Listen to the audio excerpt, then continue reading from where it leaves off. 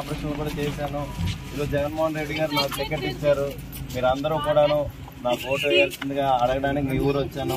అయితే ప్లాన్ గుర్తు మీద ఓటేసి నన్ను గెలిపించండి, జగన్మోహన్ రెడ్డి గారిని గెలిపించండి. ఓకేనమ్మా, థ్యాంక్ యూ అమ్మా.